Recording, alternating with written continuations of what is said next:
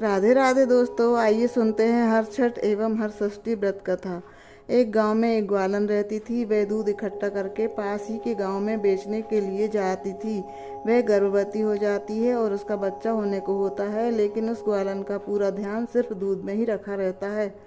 वह सोचती है कि यदि मैं ये दूध बेचने के लिए नहीं गई तो ये सारा दूध खराब हो जाएगा। ये सोचकर वह गाय का दूध बेचने के लिए चली गई।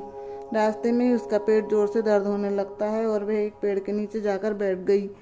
उसने वहां पर एक बच्चे को जन्म दिया और वह उस बच्चे को पेड़ के नीचे छोड़कर दूध के घड़े अपने सर पर रखकर बेचने के लिए चली गई।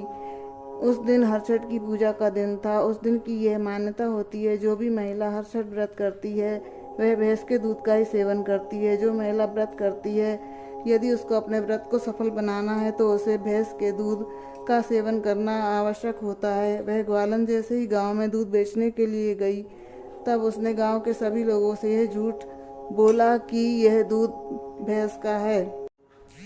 गांव के सभी लोगों ने उसके झूठ को सच मानकर उसका दूध खरीद लिया था।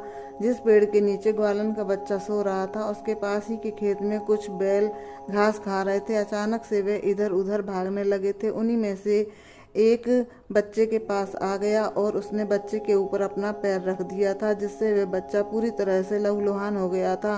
खेत में काम कर रहे एक किसान की नज़र उस बच्चे पर पड़ी तो वह भागकर उस बच्चे के पास आया और बच्चे के पेट में से खून निकल रहा था। उस किसान ने फटे हुए पेट को सुई से सिलकर वहां से चला गया था। जैसे ही वह ग्वालन उस पेड़ के नीचे गई और उसने ये देखा कि उसका बच्चा खून से लथपथ है, यह देखकर वह समझ चुकी थी कि मेरे कर्मों की सजा मेरे बच्चे को मिली है, क्योंकि मैंने झूठ बोलकर दूध बेचा था। उसको अपनी गलती का एहसास हो गया था। वह उसी समय उस गांव में पहुंची और सभी को यह बताने लगी कि मैंने आपके साथ बुरा किया है।